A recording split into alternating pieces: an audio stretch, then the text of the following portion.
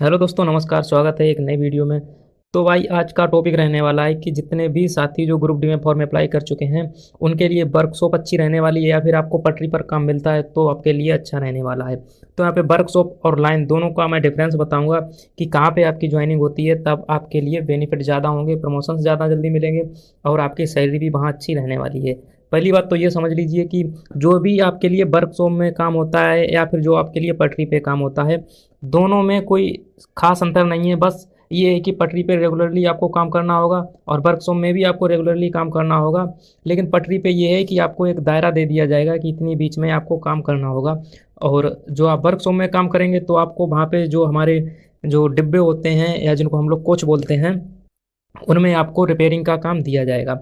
और जो पटरी पर जितने भी लोग ज्वाइन होते हैं तो पटरी भी रिपेयरिंग के लिए आपको मिलती है, यानी कौन उसमें कोई डिफेक्ट हो गया या फिर कहाँ पे उसे ज्वाइंट करना है, क्या है, बहुत सारे तरह तरह के काम होते हैं। कुछ काम पटरी पे होते हैं दोस्तों सिग्नल वाले की, आपको सिग्नल सही करना होगा और सिग्नल ख़राब तो नहीं हुआ, ये सारी चीज़ें आपको देखनी पड़ती हैं।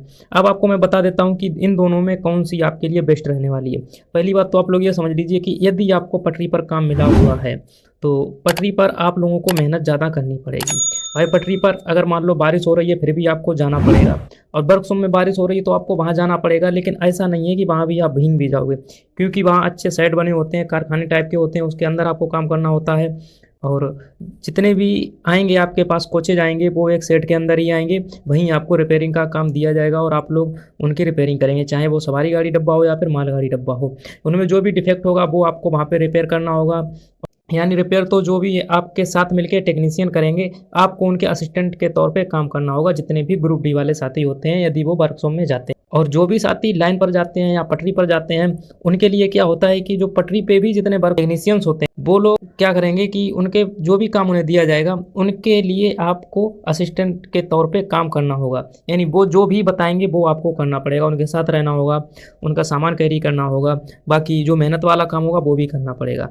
तो आप लोगों को एक बात तो निश्चित है कि जितने भी साथी यदि पटरी पर आपकी ज्वाइनिंग होती है, लाइन पर ज्वाइनिंग होती है, तो आपको मेहनत ज़्यादा करने को मिलेगी, यानी आपसे मेहनत ज़्यादा पड़ने वाली है।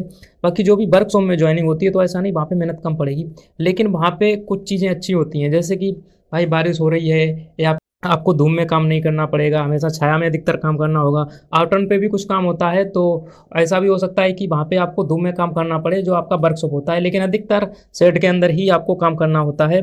जो भी वर्कशॉप का आपका काम रहेगा वो अच्छा काम ही रहेगा। यानी जो भी रिपेयरिंग का काम अधिकतर होता है, जो भी डिफेक्टिव हो जाते हैं डब्बे, उनका आपको काम करना होगा।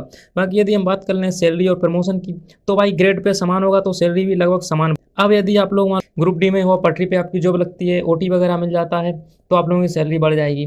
और ऐसे ही यदि आप लोग वर्कशॉप में आओगे तो वहाँ पे आपको इंसेंटिव वगैरह मिल जाएगी तो आपकी सैलरी बढ़ जाएगी। यानी सैलरी और प्रमोशन की बात कर लें तो दोनों में प्रमोशन और सैलरी दोनों अच्छे होते हैं, बट वर्कशॉप का प्रमोशन होता है वो एक अलग लेवल पे हो जाता है। यानी 3-3 साल के अंतराल पे आपका होता रहेगा, कभी ज़्यादा भी टाइम लग सकता है। तो वहाँ से आपको ग्रुप डी से आप लोग टेक्नीशियन बन सकते हो, टेक्नीशियन थर्ड से टेक्नीशियन सेकंड, टेक्नीशियन फर्स्ट, फिर जेई, यानी डिपार्टमेंटल एग्जाम भी होते हैं तो आप लोग जेई वगैरह बन सकते हो, उसके बाद एसएससी बन सकते हो। ऐसे आपका धीरे धीरे प्रमोशन होता है, ग्रेड पे भी आपकी बढ़ती जाती है, उसी हिसाब से आपकी सैलरी भी बढ़ेगी। और यदि हम लोग लाइन पे बात कर लें तो लाइन पे भी सेम ऐसे ही होता है। वहाँ भी दोस्तों आपका प्रमोशन होगा, आपका उस एक अच्छा प्रमोशन होता जाएगा, आपकी सैलरी भी बढ़ती जाएगी। तो आई होप ये जानकारी आपको पसंद आई होगी। और वैसे मैं बता दूं कि जो वर्कशॉप में यदि आप लोग रहोगे तो वहाँ ऐसा नहीं है कि आपकी नाइट में ड्यूटी लग जाएगी, वर्कशॉप में नाइट में ड्यूटी नहीं लगती है। और जितने भी पटरी पर रहते हैं उसमें आपको शिफ्ट के तौर पे काम करना पड़ेगा, हो सकता है जो टाइमिंग ओवर्स हैं वो नाइट में भी आपकी ड्यूटी लग सकती है।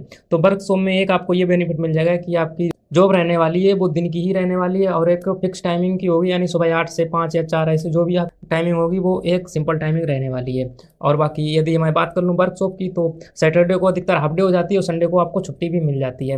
बाकी लाइन पे थोड़ी समस्याएं आएंगी, यानी मेहनत का भी काम आपको करना पड़ सकता है। बाकी आई होप ये वीडियो आप लोगों को पसंद आया होगा। और जितने भी नए साथी इस चैनल से जुड़े हो तो भाई सब्सक्राइब कर लीजिए और वीडियो को लाइक सभी लोग कर दीजिए। मिलते हैं अगले वीडियो में, तब तक के लिए जय हिंद, धन्यवाद।